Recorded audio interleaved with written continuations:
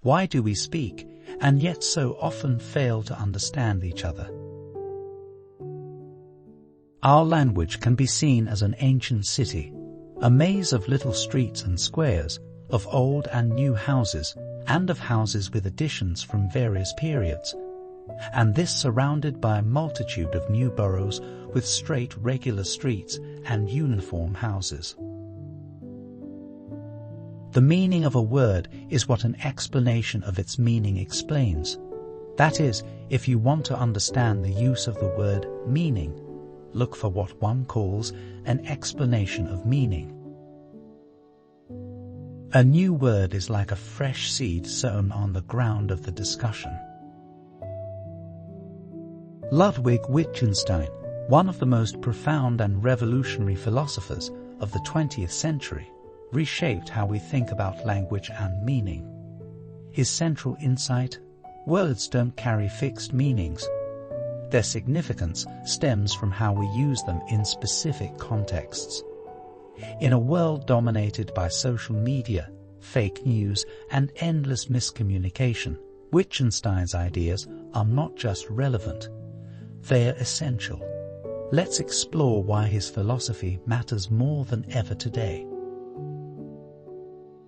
We here touch one instance of Wittgenstein's fundamental thesis, that it is impossible to say anything about the world as a whole, and that whatever can be said has to be about bounded portions of the world.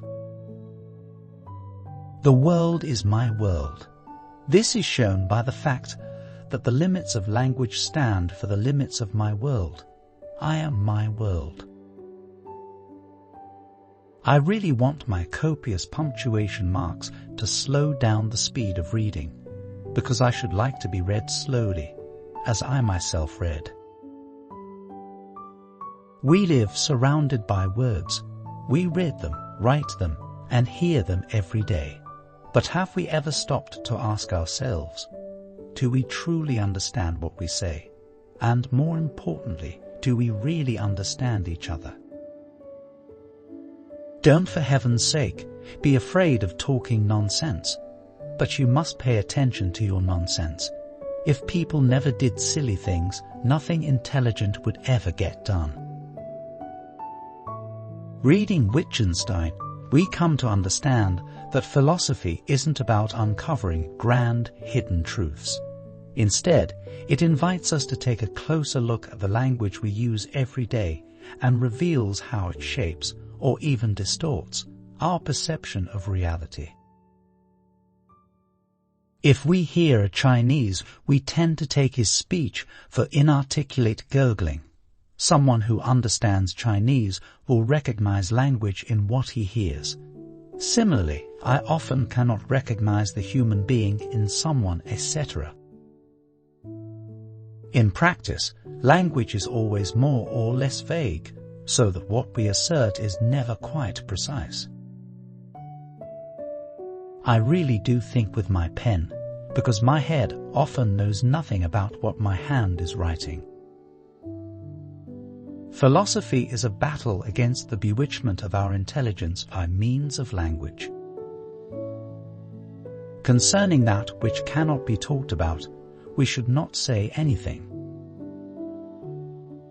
For an answer which cannot be expressed, the question too cannot be expressed. If a question can be put at all, then it can also be answered. Everything that can be thought at all can be thought clearly. Everything that can be said clearly. What can be described can happen too, and what the law of causality is meant to exclude cannot even be described. Language disguises the thought, so that from the external form of the clothes one cannot infer the form of the thought they clothe, because the external form of the clothes is constructed with quite another object than to let the form of the body be recognized. To convince someone of the truth, it is not enough to state it, but rather one must find the path from error to truth. The truth can be spoken only by someone who is already at home in it, not by someone who still lives in untruthfulness, and does no more than reach out towards it from within untruthfulness. You always hear people say that philosophy makes no progress and that the same philosophical problems which were already preoccupying the Greeks are still troubling us today. But people who say that do not understand the reason why it has to be so. The reason is that our language has remained the same and always introduces us to the same questions. Most propositions and questions that have been written about philosophical matters are not false but senseless. We cannot, therefore, answer questions of this kind at all, but only state their senselessness. Most questions and propositions of the philosophers result from the fact that we do not understand the logic of our language. We feel that even when all possible scientific questions have been answered, the problems of life remain completely untouched. The object of philosophy is the logical clarification of thoughts. Philosophy is not a theory, but an activity. Suppose that the color struck you as brighter on one day than on another, which you sometimes say, "I must be wrong. That color is certainly the same as yesterday." This shews that we do not always resort to what memory tells us as the verdict of a highest court of appeal. If life becomes hard to bear, we think of a change in our circumstances, but the most important and effective change, a change in our own attitude, hardly even occurs to us, and the resolution to take such a step is very difficult for us. Resting on your laurels is as dangerous as resting when you are walking in the snow. You doze off and die in your sleep.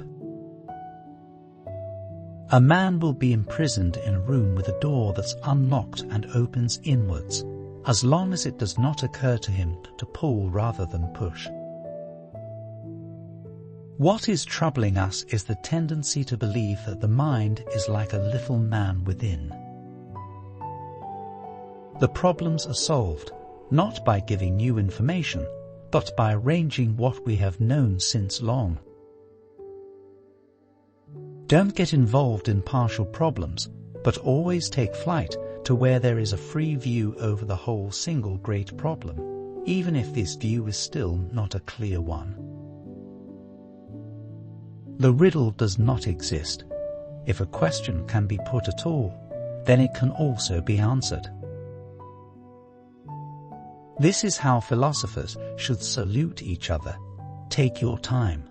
Sometimes in doing philosophy, one just wants to utter an inarticulate sound.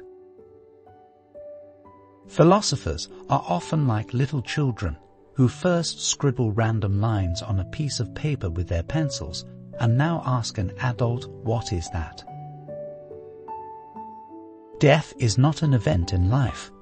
We do not live to experience death.